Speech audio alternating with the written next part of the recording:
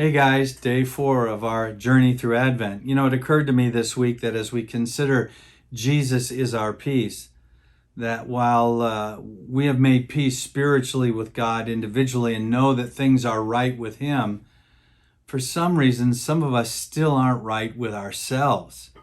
I think we spend time lobbying with God because we're not at peace with who we are.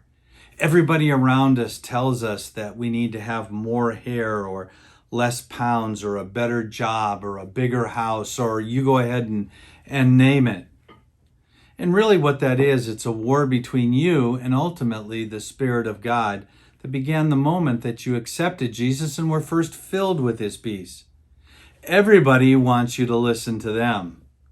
The Spirit, on the other hand, wants you to listen to Him and to His Word. And He's working 24/7 to help you understand that just like David acknowledged in Psalm 139, you are fearfully and wonderfully made. You are exactly who God designed you uniquely to be. And I ask myself the question, and you need to tell me, what's wrong with you? What's really wrong with you? What isn't enough? Why is it that we compare and contrast ourselves with other people? You're unique. You're one of a kind. There was no one who will ever look like you. There will be never anyone who will ever laugh like you. There will never be anyone who will have the same focus as you. No one. There is no one before you or after you who will ever be like you. You are one of a kind. No one will look exactly like you, act exactly like you, talk like you, walk like you. Nobody. And I honestly believe that if you weren't you, then there would be a hole in creation. There would be a gap in history. God made you the way you are. So find peace with yourself. Be at peace with the way God designed you. How do you get there?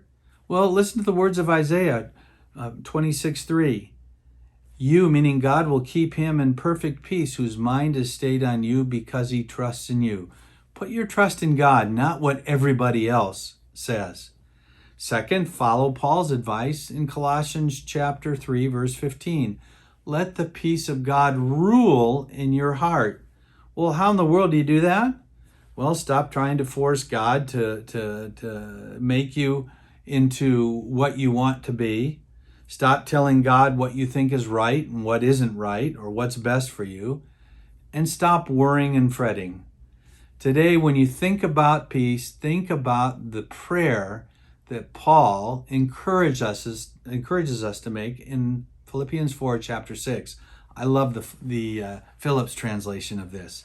He says, do not worry over anything whatever. Tell God every detail of your needs in earnest and thankful prayer, and the peace of God, which transcends human understanding, will keep constant guard over your hearts and your minds as they rest in Christ Jesus. And you know what?